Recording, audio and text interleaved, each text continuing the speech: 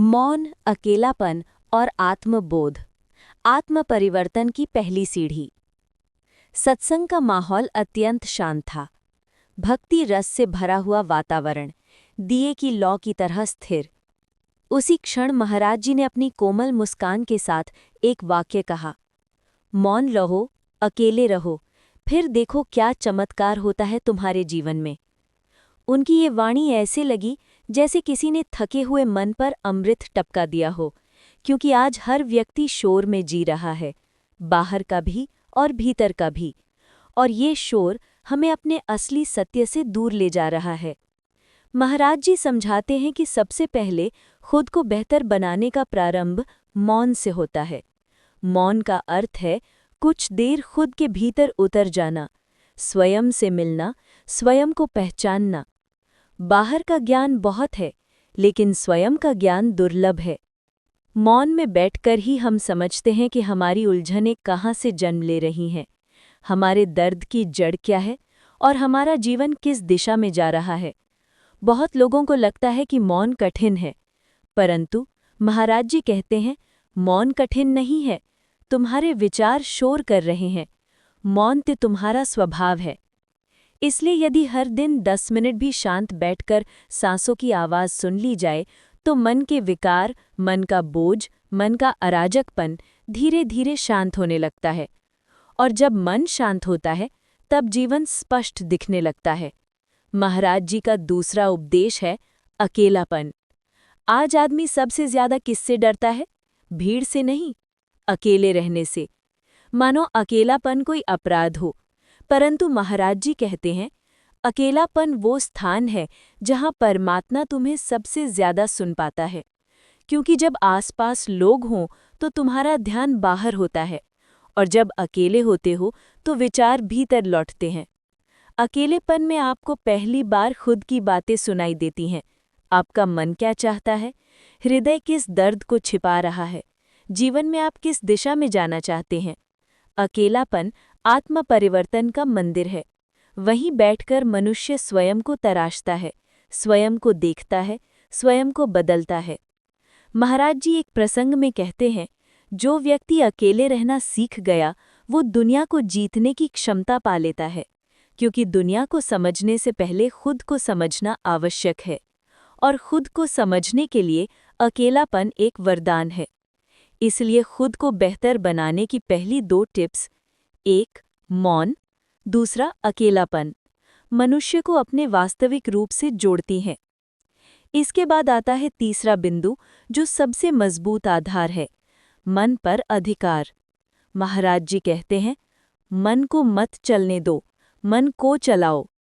मन को अगर स्वतंत्र छोड़ दिया जाए तो वो अतीत में ले जाएगा जहाँ दुख है, या भविष्य में जहाँ तनाव और भय है। मन का स्वभाव है भागना, लेकिन साधक का स्वभाव है मन को थामना। मन अनुशासन मांगता है। हर सुबह एक संकल्प लें कि आज मेरा दिन मेरी इच्छा से चलेगा, मन की आदतों से नहीं। धीरे धीरे मन आपके आदेशों को मानना शुरू कर देता है।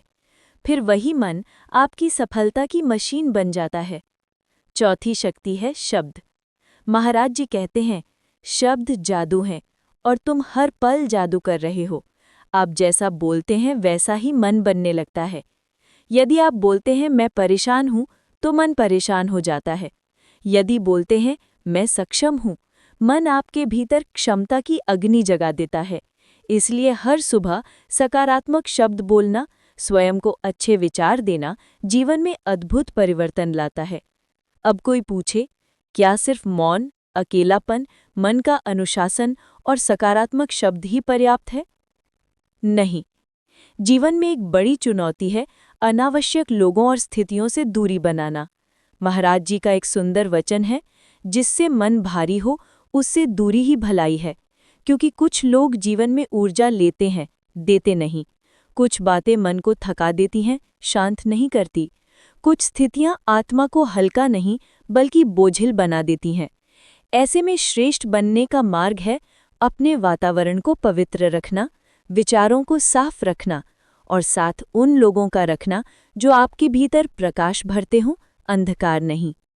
भाग 1 का सार यही है, खुद को बेहतर बनाने की शुरुआत बाहर से नहीं, भीतर से होती है, और भीतर की यात्रा मौन, अकेलापन, मन का अनुशासन और सकारात्मक शब्दों से शुरू होती है। सरलता, तुलना मुक्त जीवन और आत्मशक्ति का जागरण, श्रेष्ठता की दूसरी सीढ़ी। महाराज जी की सभा में बैठे लोग अक्सर ये प्रश्न करते हैं, महाराज जी, जीवन इतना भारी क्यों लगता है? इस पर वे अत्यंत सहजता से मुस्कुराकर कहते हैं, क्योंकि तुमने जीवन को बोझ बना रखा है, जिसे सरल होना चाहिए उसे जटिल कर दिया है, और यही स्वयं को श्रेष्ठ बनाने की 5वीं शक्ति है। 5. जीवन में सरलता, सिंप्लिसिटी। सरलता सिर्फ बाहरी रूप नहीं है, ये मन का आभूषण है। लेकिन समस्या ये है कि आज मनुष्य अनावश्यक वस्तुओं, अनावश्यक इच्छाओं, अनावश्यक संबंधों और अनावश्यक अपेक्षाओं से भरा हुआ है। घर में जगह है पर मन में जगह नहीं है। अहंकार बहुत है पर प्रेम कम है। चीजें बहुत है पर शांति नहीं है। महाराज जी समझाते हैं, सरलता जीवन को हल्का बनाती है और हल्का मन ही ऊंची उड़ान भरता है। जिस इंसान की इच्छाएं कम होती हैं, वो दुनिया में सबसे धनी होता है, क्योंकि इच्छाओं का अंत नहीं, लेकिन मन की संतुष्टि ही असली संपत्ति है। सरलता का पहला कदम है अपने दिन को नियमित बनाना। समय पर सोना, समय पर उठना, समय पर भोजन, समय पर काम। जिस व्यक्ति का जीवन व्यवस्थित होता है, उसका मन भी व्यवस्थित होता है, और वही मन आगे चलकर श्रेष्ठता का आधार बन जाता है। सरलता का दूसरा पहलू है कम चीजों में आनंद ढूंढना। महाराज जी कहते हैं, जो हर छोटी चीज में खुश होना सीख गया, उसकी जिंदगी कभी खाली नहीं होती। एक चाय की चुस्की, एक शांत शाम, एक मधुर भजन, एक सच्ची हंसी, यही जीवन का असली रस है। 6. तुलना से मुक्ति, स्टॉप कंपेयरिंग। तुलना वो जहर है जो धीरे धीरे व्यक्ति की संपूर्ण शक्ति को नष्ट कर देता है। आज हर कोई दूसरों से तुलना कर रहा है, किसके पास क्या है, किसने कितना पाया, कौन कितना आगे है, और इसी तुलना में आत्मा का प्रकाश धुंधला पड़ जाता है। महाराज जी का संदेश अत्यंत स्पष्ट है, तुलना करने वाला कभी शांति नहीं पा सकता, क्योंकि वो स्वयं को भूलकर दूसरों की परछाई में खो जाता है। दुनिया में हमेशा कोई ना कोई आपसे आगे या पीछे होगा। अगर आप दूसरों से तुलना करेंगे तो आप कभी संतोष महसूस नहीं करेंगे। कभी लगेंगे कि आप कम हैं, कभी लगेंगे कि आप ज्यादा हैं। दोनों ही स्थिति में अहंकार या हीन भावना जन्म लेगी। साधक का मार्ग अलग है। साधक का लक्ष्य है कल के अपने से बेहतर बनना। तुलना दूसरों से नहीं, सिर्फ अपने आप से करें। क्या आज मैं कल से बेहतर हूँ? क्या आज मेरा मन अधिक शांत है? क्या आज मेरी आदतें अधिक पवित्र हैं? क्या आज मैं अधिक प्रेममय हूँ? यही सच्ची प्रगति है। महाराज जी कहते हैं, तुम्हें वही बनना है जो तुम्हें बनना है, ना कि जो लोग चाहते हैं कि तुम बनो। इसलिए तुलना छोड़कर आत्म मार्ग पर चलना ही श्रेष्ठता की ओर कदम है। 7. प्रेम को आधार बनाना, लव एज फाउंडेशन। महाराज जी की पूरी वाणी एक शब्द पर आधारित है, प्रेम। प्रेम वो शक्ति है जो मनुष्य को भीतर से बदल देती है। प्रेम मन को हल्का करता है, अहंकार को मिटाता है और आत्मा को विशाल बनाता है। जब आप प्रेम से सोचते हैं, प्रेम से बोलते हैं, प्रेम से कर्म करते हैं, तो आपके भीतर दिव्यता जन्म लेती है। महाराज जी का अत्यंत मधुर संदेश है, मनुष्य की असली सुंदरता उसके चेहरे में नहीं, उसके प्रेम में है। आपके पास कितना ज्ञान है ये महत्वपूर्ण नहीं, आपके पास कितना प्रेम है यही आपकी श्रेष्ठता का आधार है। प्रेम का अर्थ सिर्फ दूसरों से प्रेम नहीं, सबसे पहले स्वयं से प्रेम। जिस व्यक्ति के भीतर आत्म प्रेम है, वो कभी स्वयं को कम नहीं समझता। वो दूसरों को भी सम्मान देता है, क्योंकि उसका हृदय भरा होता है। प्रेम का दूसरा पहलू है क्षमा। जो क्षमा कर सकता है, वही श्रेष्ठ बन सकता है। क्षमा करने से सामने वाला नहीं, बल्कि आप स्वयं मुक्त होते हैं। महाराज जी कहते हैं, क्षमा उस जल की तरह है जो आग को बुझा देती है। यदि मन में पुरानी यादों का बोझ है, किसी की गलती के प्रति क्रोध है, किसी संबंध की चोट है, तो ये सब मन को भारी बनाता है, और भारी मन ऊंचा नहीं उठ सकता। इसलिए क्षमा करो, छोड़ दो, जीवन को हल्का रखो। 8. आत्मसंगति, बी योर ओन कंपेनियन। ये सबसे गहरी टिप्स में से एक है। जीवन में सबसे पहले और अंतिम साथी आप स्वयं हैं।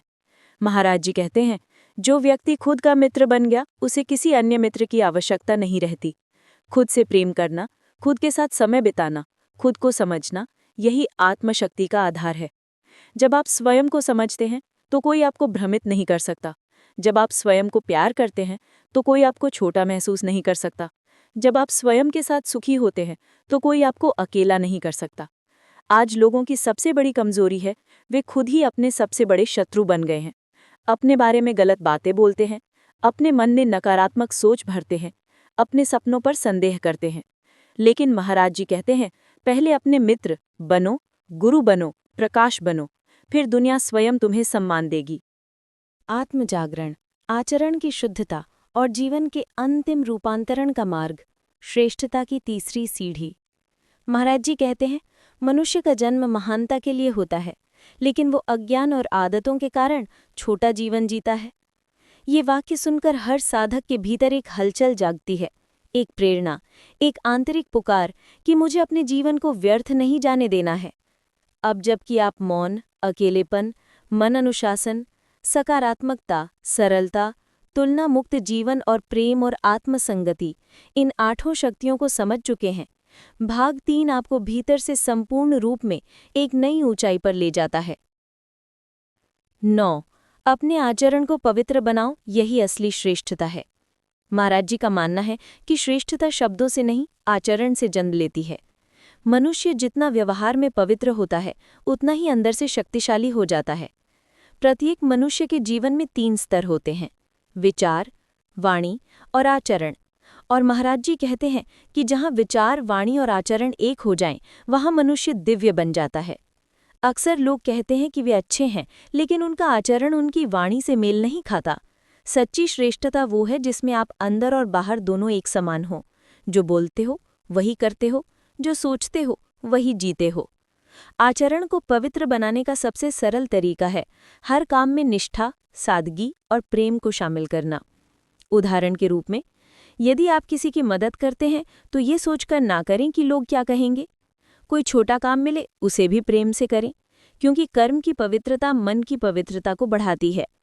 किसी से बात करो तो मीठे शब्दों से, किसी पर क्रोध आए तो शांति से उसे नियंत्रित करो। इंसान का मन सबसे ज्यादा आचरण डोलता ही है। आपकी पहचान बाहर है। का तूफान और जितना महाराज बड़ा जी हो, का सार अंदर यही का है, विश्वास अपने उतना ही कर्मों को हिलने ऐसा लगता है। बना लो और कि आपका इंसान खुद जीवन से ही पूछने आपका लगता है, सत्संग बन जाए। हे भगवान, क्या आप मुझे देख भी रहे हैं? 10. क्या मेरी प्रार्थना कृतज्ञता आप तक यानी पहुंच भी रही है? ग्रेटिट्यूड क्या ये मनुष्य मुश्किलें की कभी सबसे खत्म बड़ी होंगी? आध्यात्मिक शक्ति है। ऐसे समय में संत कहते कृतज्ञता हैं, वो दीपक बुरे है वक्त में जो मेरी एक अंधकार बात में भी हमेशा याद प्रकाश रखना देता है कि भगवान आज कभी मनुष्य अपने भक्त दुखी का हाथ इसलिए नहीं नहीं छोड़ते। कि उसके पास कम है, कभी कभी हमें वे लगता दुखी है कि इसलिए सब है कुछ हमारे क्योंकि उसे खिलाफ अपनी है, प्राप्तियों का परिवार दूर मूल्य हो नहीं जाता पता। है, दोस्त साथ महाराज जी नहीं कहते देते, हैं, हालात जिसे बार-बार कृतज्ञता हमें आ गई गिराते उसे हैं, ईश्वर मिल कदम गया। कदम पर निराशा मिलती है और मन कृतज्ञता कहता से है, मन हल्का अब होता तक है, जितना सह लिया जीवन उससे सुंदर होता ज्यादा है नहीं सह और पाऊंगा। आत्मा प्रसन्न रहती है। परंतु संत महात्मा कृतज्ञता कहते का हैं, अभ्यास भक्त शुरू का करने का धैर्य ही सर्वोत्तम उसकी तरीका सबसे बड़ी यही है, शक्ति है। हर और रात भगवान सोने से उसी पहले धैर्य 3 की बातें परीक्षा लिखो लेते हैं। जिनके लिए तुम भागवत आभारी में हो। एक सुंदर बात ये आती है, सरल सी क्रिया भगवान आपके कभी मन के किसी को भीतर दुख देने के लिए सकारात्मकता नहीं का आते, बीज बो देती है। ना ही वो किसी आप को तकलीफ सोचिए, में देकर जिन्हें आनंद आज आप लेते हैं। सामान्य उनके समझते लिए हैं, हर वे भक्त कल उनके किसी और अपने के लिए बच्चे सपनों जैसा जैसी होता है। होंगी। जैसे माँ अपने आपका बच्चे के घर, रोने का कारण आपके समझती है, माता-पिता,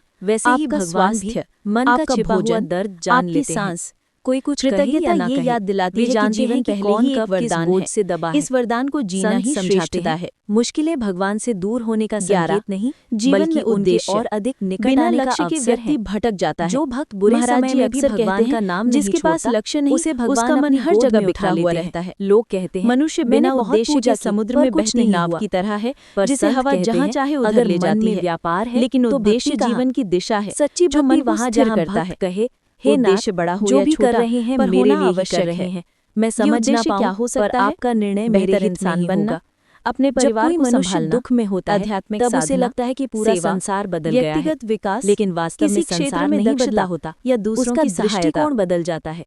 जैसे महाराज धुंध जी में का खड़ा संदेश व्यक्ति है, पहाड़ अपने नहीं देख लक्ष्य को पाता, पवित्र रखो, वैसे ही दुख फिर में तुम डूबा में व्यक्ति अपार ऊर्जा भगवान की आएगी। कृपा नहीं देख पाता, क्योंकि उद्देश्य आपको लेकिन हर दिन पहाड़ एक वही कारण रहता देता है, है, उठने कृपा का, भी वही लड़ने रहती का, है। पढ़ने का, केवल धुंध हटानी सुधरने होती का, है, आगे नाम बढ़ने का का। स्मरण करके जब आपका मन को लक्ष्य आपके भगवान की हृदय शरण से में जुड़ा हो रखकर। तो दुनिया की संतों कोई ने भी सदैव बाधा एक ही आपको बात रोक कही, नहीं सकती। राम नाम दुखों की दवा है।